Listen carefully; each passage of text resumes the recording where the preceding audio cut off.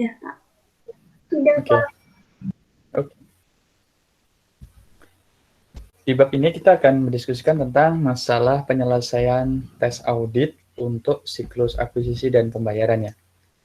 Fokusnya nanti kalau yang pekan lalu kita fokus kepada prosedur audit apa saja yang perlu digunakan. Sekarang adalah akun apa saja yang akan terkait atau terlibat dalam proses audit ini.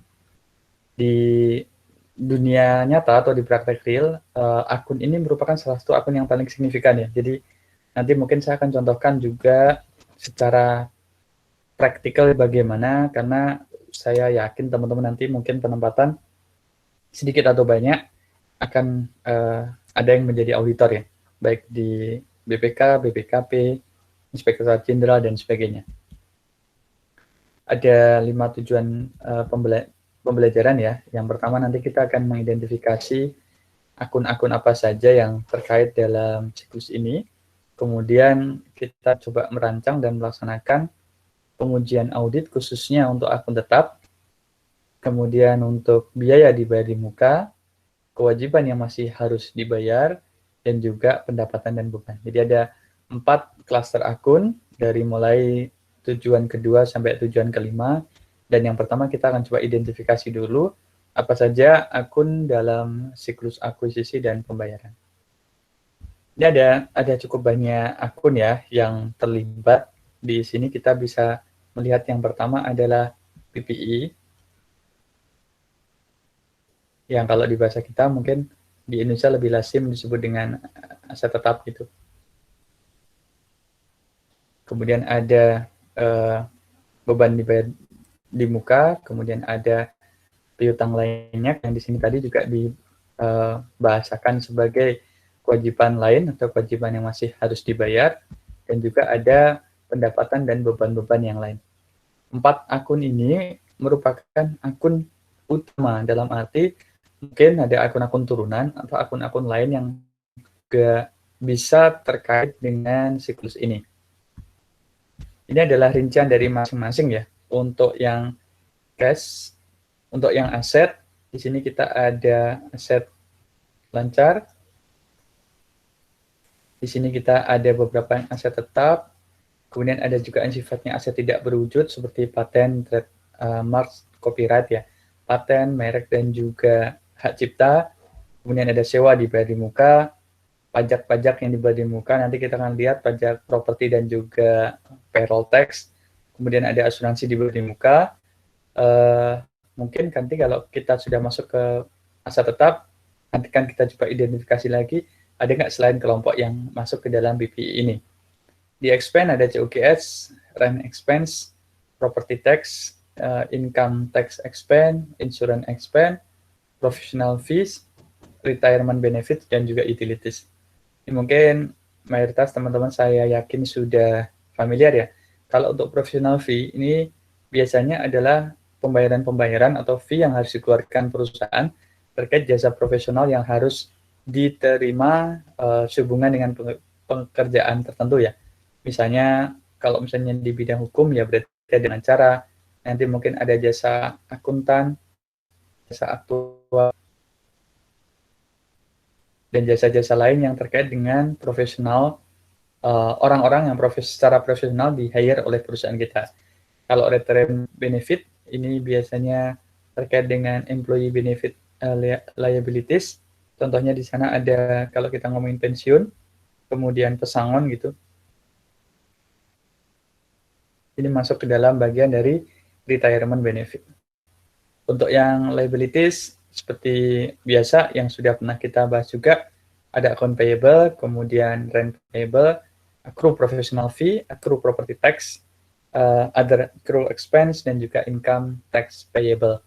Nanti akan menjadi pasangan dari beberapa pembayaran yang sifatnya prepaid. Ini sudah bisa membedakan lah ya teman-teman antara bedanya inventory dan split. Kemudian tadi sudah ada translate-nya juga yang masih saya taruh di sini. Dari beberapa akun tadi, ini mungkin gambaran hubungan yang cukup lengkap. Kalau misalnya kita bicara equipment, atau peralatan dan juga beberapa akun-akun yang terkait, maka di awal kita akan selalu bicara tentang soal aset tetap, kemudian plus minus posisi dan minus disposal di sini, dan kemudian kita akan ketemu dengan ending balance. Nah, yang ingin saya tekankan, equipment ini salah satu yang hampir selalu dianggap material ya. Seperti hanya kas, ini beberapa akun yang sering dianggap material adalah kas, aset tetap, kemudian ada pendapatan, dan kalau untuk akuisisinya ini di belanja, biasanya di belanja yang paling dianggap material tentu adalah pasangan dari aset tetap, yaitu belanja modal, kemudian untuk belanja yang sifatnya operasional, di belanja barang juga beberapa dianggap material. Kalau untuk pegawai, ini paling sisi payroll-nya yang kadang menjadi satu alat analisis, tidak selalu material, tetapi ini seringkali menjadi perhatiannya. Nanti akan saya ceritakan beberapa case yang terkait dengan payroll. Nah, disposal ini teman-teman juga sudah sering belajar di accounting masalah gain or loss-nya. Nanti juga ada di studi kasus kita bicara tentang masalah pertukaran aset.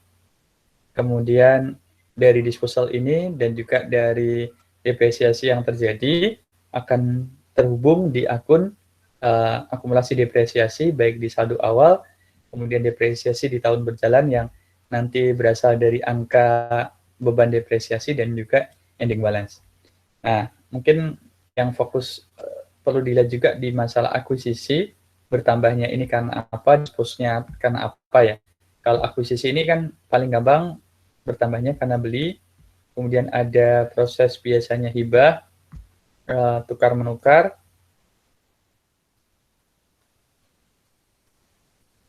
kemudian kalau disposal sama juga itu. Di sininya berkurangnya bisa karena penjualan, bisa juga karena kita menghibahkan kepada orang lain atau kepada pihak lain atau kepada institusi lain, juga sama, kita bisa juga melaksanakan proses tukar menukar.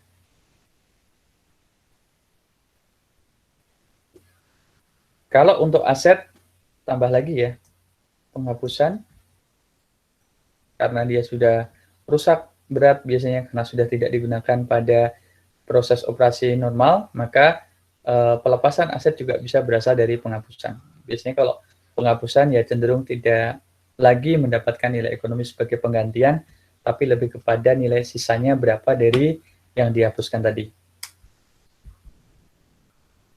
Kemudian klasifikasinya untuk PPI sendiri secara baku tentu akan berbeda-beda tergantung dengan standar akuntansi yang dipakai di institusi atau di negaranya tersebut. Kemudian akan bergantung juga pada sektor private atau sektor publik, kemudian juga akan bergantung pada dia perusahaan dagang atau perusahaan jasa. Jadi pada intinya klasifikasi dari PPI ini akan punya varian yang tentu sangat luas.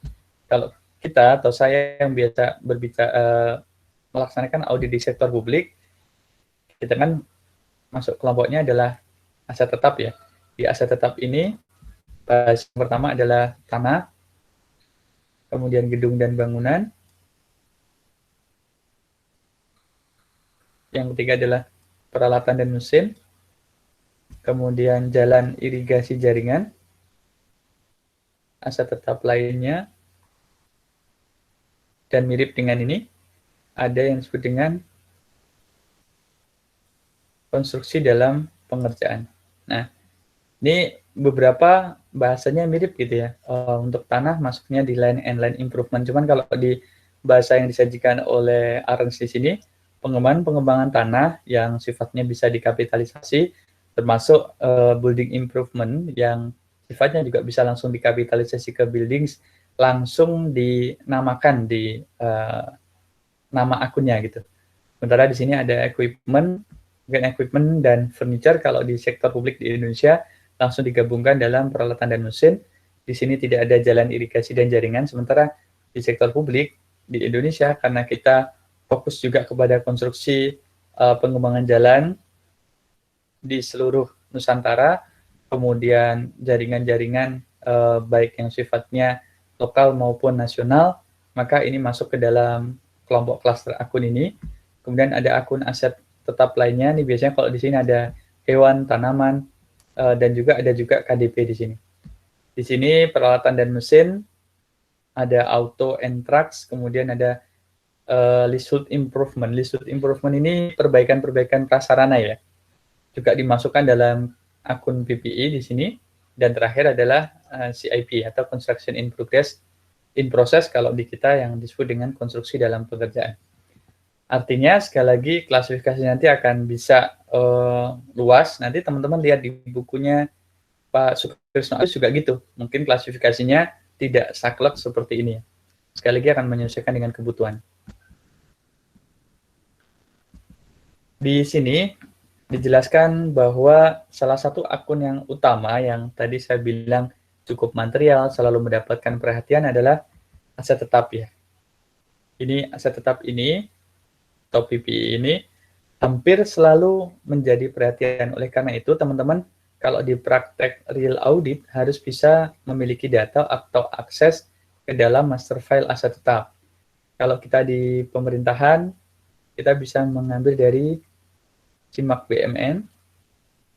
Tentu biasanya ini kita sudah uji rinciannya dengan racanya ya. Nanti kalau di sektor private, mungkin ya dia punya semacam sistem akuntansi atau standar akuntansi, kita bisa generate seluruh dokumen terkait dengan master file aset tetap, karena inilah yang nanti menjadi dasar pengujian kita. Nah, kenapa aset tetap ini diberikan perhatian yang lebih dibandingkan aset lancar? Walaupun kalau di aset lancar sendiri, ini saya kasih notes di bawah sini teman-teman ya. Aset lancar sendiri kalau dia perusahaan dagang tentu inventorinya juga biasanya akan menjadi perhatian. Kemudian secara umum kas seperti dulu saya pernah sampaikan juga, ini menjadi satu akun yang juga sering mendapatkan perhatian karena dia diberikan zero tolerance ya. Mudah-mudahan masih ingat. Waktu kita membahas cash itu tolerable misstatement-nya di setnya adalah kosong gitu atau persentasenya 0, sehingga salah saji sekecil apapun pada cash ini akan patut diberikan perhatian oleh auditor. Nah, namun secara umum akun aset tetap itu selalu mendapatkan porsi yang lebih dibandingkan aset lancar, baik dari sisi durasi waktu pengujian, kemudian perhatian yang diberikan auditor, kedalaman uji substantif, banyaknya prosedur analitis, itu selalu banyak diberikan untuk aset tetap. Alasannya yang pertama ini, periode akuisisi aset tetap itu berjalannya lebih singkat, namun jumlahnya selalu relatif lebih material dibandingkan aset lancar. Kalau kita beli inventory, kita beli sublease gitu ya, itu hampir selalu pengadaannya berulang gitu. Tiap bulan beli peralatan, kita beli tiap perlengkapan kantor kita beli tiap bulan. Kalau dia perusahaan dagang mungkin hampir tiap minggu bisa restock inventorinya karena proses inventory turnover-nya bisa sangat tinggi. Tapi kalau yang sifatnya aset tetap ini singkat, namun sekali beli mahal. Gitu. Yang ketiga, kalau tadi kepemilikan kita terhadap inventory itu singkat karena ada tujuan untuk kita jual belikan, kepemilikan kita terhadap peralatan dan perlengkapan kantor itu singkat karena akan kita gunakan untuk operasi akuntansi perusahaan, operasi normal perusahaan, maka kebalikannya, aset tetap ini secara konsep tujuannya bukan untuk dijual belikan. Kecuali kalau dia memang core bisnisnya di situ ya. Misalnya dia core bisnisnya dealer kendaraan, ya dia aset dalam bentuk kendaraan mayoritas akan dijual belikan. Kalau dia dalam hal gedung dan bangunan, dia adalah agen atau developer gedung dan bangunan yang tujuannya menjual beli, maka itu core bisnisnya tentu kepemilikannya, kecuali yang digunakan untuk kantor, akan berjalan relatif singkat. Tapi yang saya bilang di sini tadi, yang dituliskan di sini adalah secara normal. Kalau misalnya aset tetapnya itu dimiliki untuk tujuan investasi. Secara prosedur sama ya dengan akun-akun yang lain. sub ditambah akuisisi, kurangin dispose, sama dengan saldo akhir ya. Ini tadi saldo awalnya, berarti kita harus tarik dari, pastikan bahwa saldo awal tahun berjalan sama dengan saldo akhir T-1. Apakah bisa tidak sama? Karena satu dan lain hal bisa saja gitu. Ada case-case yang pas narik data trouble di sistem, atau ternyata ada jurnal yang dilaksanakan oleh auditi tanpa sepengetahuan auditor dan seterusnya, sehingga tahap pertama untuk memastikan saldo awal tahun berjalan adalah lihat dulu di saldo akhir tahun sebelumnya, auditednya, kemudian bandingkan dengan unaudited tahun yang kita periksa.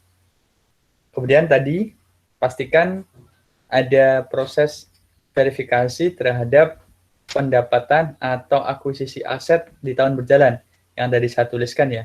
Bisa dari pembelian, bisa dari hibah, bisa dari tukar-menukar, termasuk yang pelepasannya, apakah ada penjualan, tukar-menukar, hibah, maupun ada penghapusan.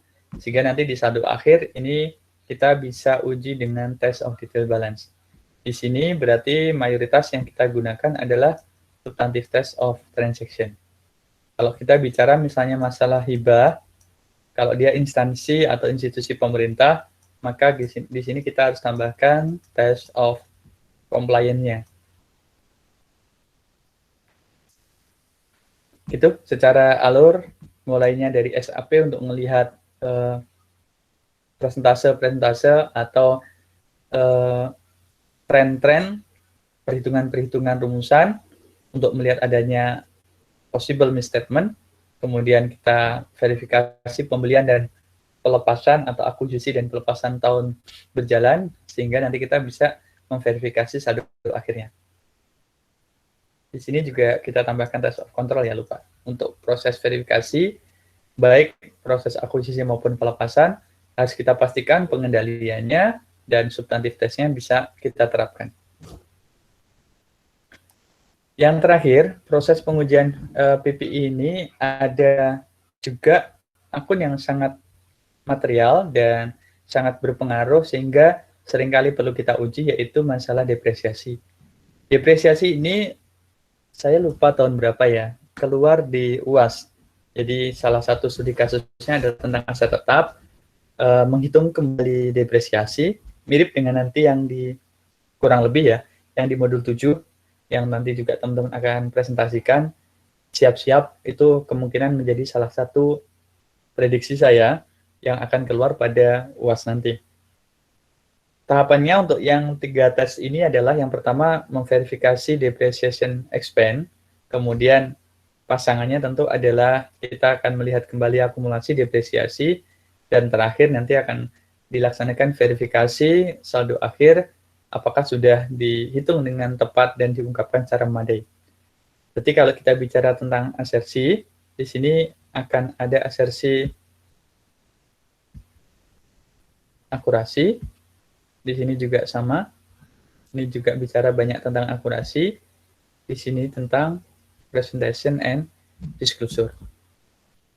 Prosedurnya, kalau yang di depreciation expense ini, mayoritas adalah rekalkulasi.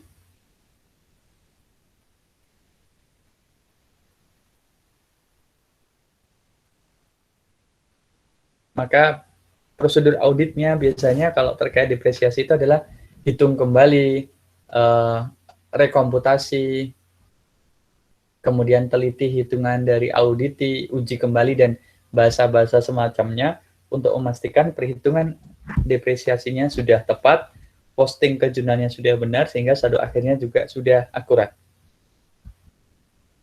Ini adalah beberapa contoh substantif analytical prosedur yang teman-teman bisa terapkan pada saat menguji PPI. Di sini juga sudah disajikan possible misstatement-nya. Tekankan kembali ya, selalu menggunakan kata-kata possible karena SAP tidak menjamin langsung terjadinya misstatement. Yang bisa kita pastikan untuk ada atau tidaknya misstatement, kita harus menggunakan substantive test of transaction dan juga test of detail balance. Tapi SAP ini bermanfaat sebagai alat bantu untuk melihat kira-kira ada tidak anomali atau salah saja yang mungkin saja terjadi. Jadi masih bahasanya possible.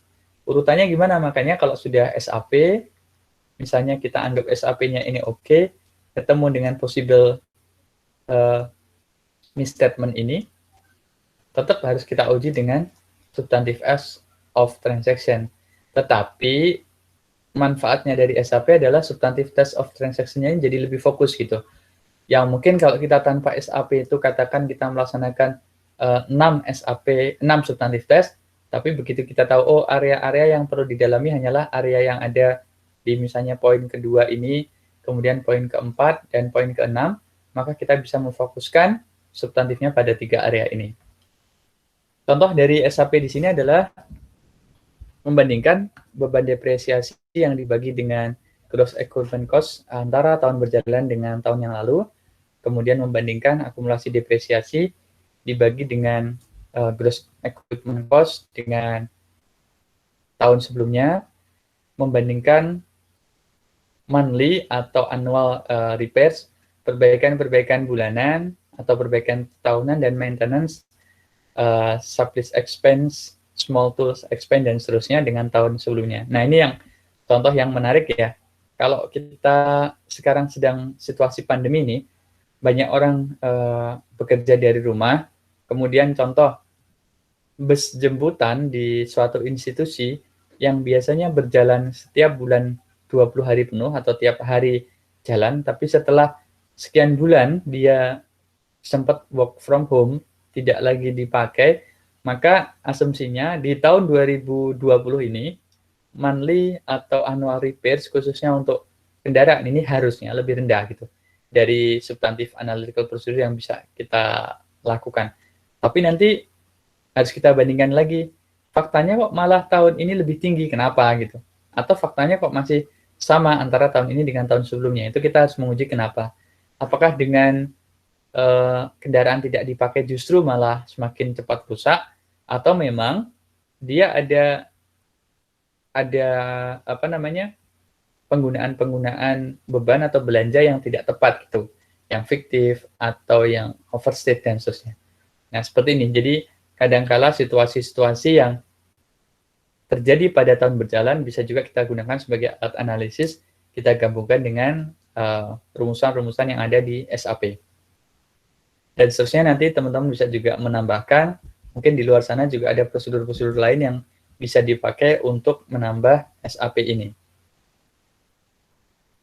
Berikutnya, setelah kita tadi berfokus kepada akun aset tetap, akun berikutnya yang perlu diuji adalah prepaid expenses. Prepaid expenses ini biaya termasuk juga biaya yang ditangguhkan, dan aset yang tidak berwujud adalah aset-aset yang memiliki masa berlaku yang beragam. Kita tentu sudah sering menyepakati ya, kalau aset lancar ini cenderungnya masa berlakunya kurang dari sampai sama dengan 1 tahun. Kalau aset tetap ini adalah relatif lama, lebih dari 1 tahun. Tapi aset yang ada di sini, yang daftarnya tampak pada layar ini, dia tidak jelas gitu. Dia bisa lebih dari 1 tahun, dia juga bisa kurang dari 1 tahun. Kenapa? Karena masa berlakunya atau titik pengakuannya tidak bisa kita pastikan. Contohnya adalah prepaid trend, paten, trademarks atau merek, copyright, hak cipta, prepaid tax, prepaid insurance, deferred charge, dan goodwill. Contoh yang mungkin teman-teman bisa lihat adalah paten atau hak cipta gitu. Ini masa berlakunya mungkin bisa belasan tahun, bisa puluhan tahun gitu. Terus kalau misalnya kita punya klaim atas garansi, itu bisa saja 6 bulan dari 1 tahun yang harusnya kita baru bisa kita klaim duluan, karena ternyata ada kerusakan aset yang tidak kita harapkan terjadinya lebih awal. Nah, ini masa berlakunya sangat beragam, jadi kita tidak bisa memprediksikan secara pasti kapan dia terjadi. Di prepaid expenses ini yang diberikan perhatian adalah insurans ya, yang tahapannya meliputi 3 hal ini. Yang pertama adalah proses akuisisi atau pencatatan asuransinya, maka kita juga harus memperhatikan nih, kalau misalnya audit kita ini insurannya bonafit atau tidak. Jangan-jangan insurannya abal-abal gitu. Karena risikonya cukup tinggi teman-teman ya. Teman-teman sekarang mungkin ada beberapa kali melihat berita tentang adanya kasus asuransi besar di Indonesia, padahal asuransi itu termasuk asuransi yang bisa dibilang bonafit, eksistensinya sudah lama, kemudian dia juga sudah lumayan menguasai pangsa pasar, tapi ternyata bisa kebobolan gitu dengan kasus yang sangat besar. Nah, bagi klien kita, maka kita perlu melihat bagaimana proses mereka memilih asuransi ini, jasa asuransi mana yang dipilih, kenapa, dan seterusnya. Nanti akan kita lihat juga proses pendaftarannya, kemudian charge yang menyertai atau pembayaran-pembayaran dari insurance ini. Contoh yang bisa kita analisis adalah soal kebijakan atau informasinya, nomor polisinya berapa, jumlah yang dicakup, berapa pembayaran premi tahunan. Kalau perlu kita nanti bisa laksanakan di sini prosedur konfirmasi polis ya. Kita akan kirimkan surat konfirmasi kepada si penyedia jasa asuransi, benarkah asuransi yang dimiliki klien kita itu betul-betul berasal dari perusahaannya mereka. Kemudian kita juga akan melihat saldo awal prepaid insurance berapa, pembayaran kebijakan preminya bagaimana, dan seterusnya seperti pada halaman yang sebelumnya tadi.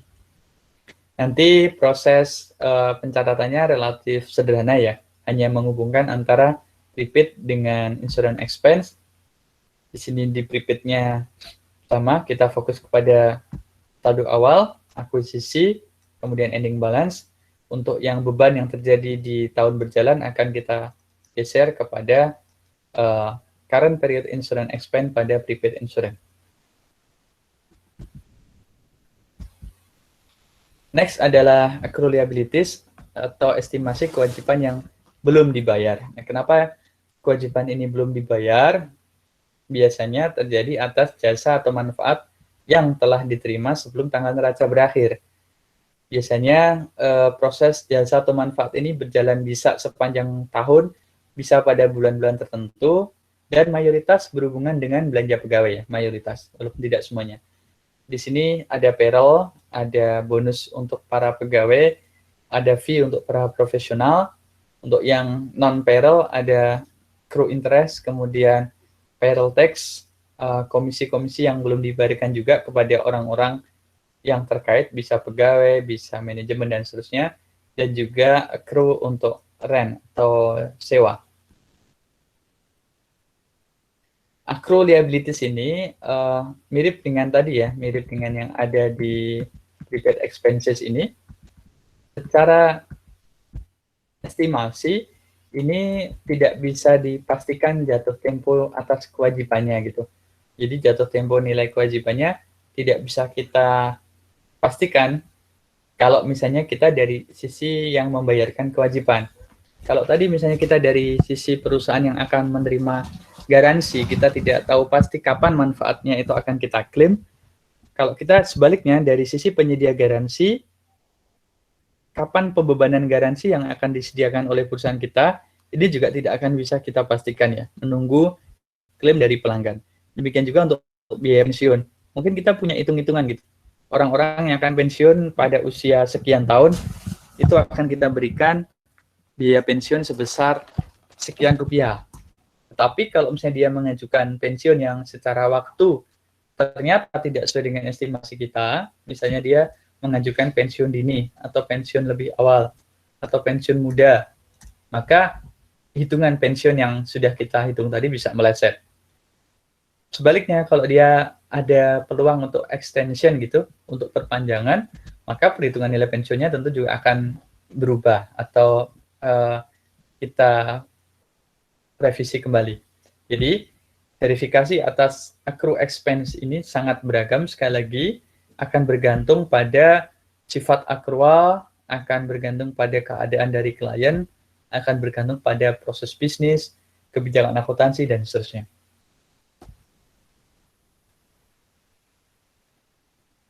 Untuk accrual liabilities yang kedua, selain di sini, selain transaksi accrual untuk biaya pensiun dan garansi, yang diberikan perhatian adalah property tax. Kemarin saya sampaikan juga ke teman-teman di kelas sebelah, kalau di Indonesia ini relatif sudah clear ya, relatif sudah gampang. Kalau untuk yang bisa kita accrue itu biasanya adalah pajak bumi dan bangunan. Mungkin yang tidak bisa kita accrue, yang harus kita adjust pada saat transaksi real terjadi adalah kalau kita jual beli tanah dan bangunan, kita akan terlibat dengan PPh dan juga dengan BPHTB. Ini relatif tidak bisa diaccrue dalam arti perhitungannya nanti ya at cost saja, real pada saat transaksi berjalan baru kita bisa ketahuan. Tapi kalau PBB, pajak bumi dan bangunan, ini trennya selalu terlihat karena kita akan mendapatkan surat pemberitahuan PBB itu lebih awal dari tahun buku. Kemudian kalau tidak ada perubahan NJOP, kalau NJOP-nya tetap, maka untuk tax-nya atau property tax ini juga relatif tetap. Jadi secara prosedur audit testingnya untuk yang property tax ini relatif mudah ya, tidak terlalu sulit.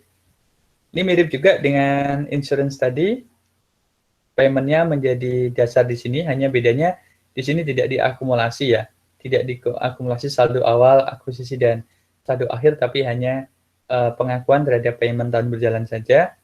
Nah, kalau di sini baru yang diakui di sisi kreditnya adalah saldo awal dan saldo akhirnya, kemudian current period property tax-nya akan lari kepada property tax expense.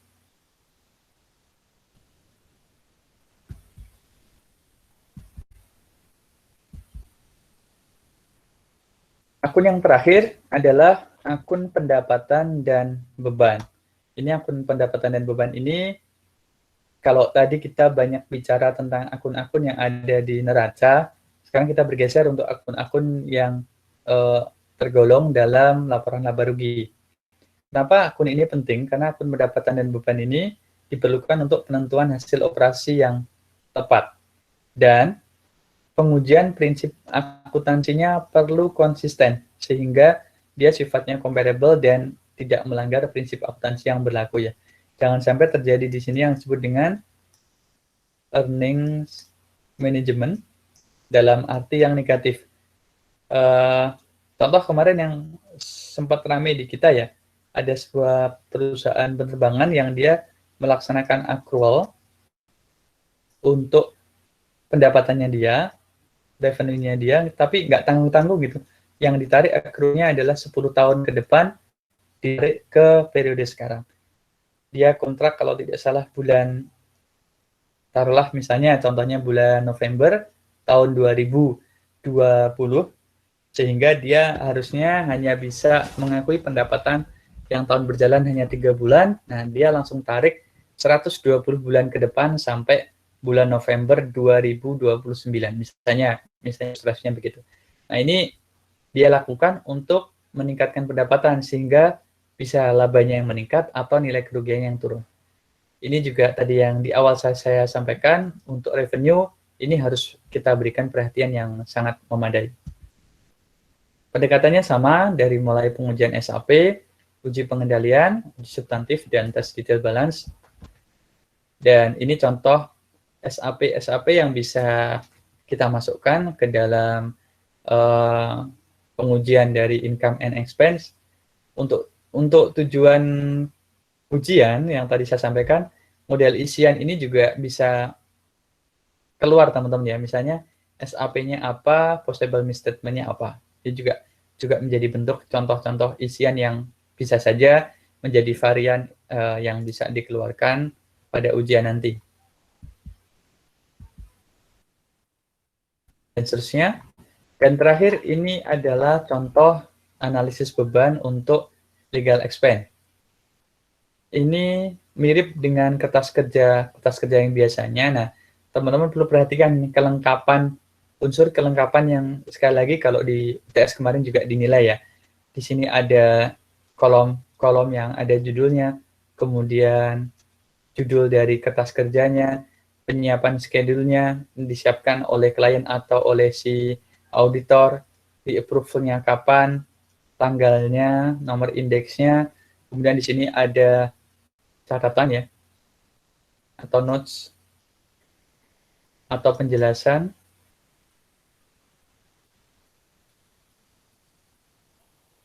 Di sini ada simpulan juga biasanya.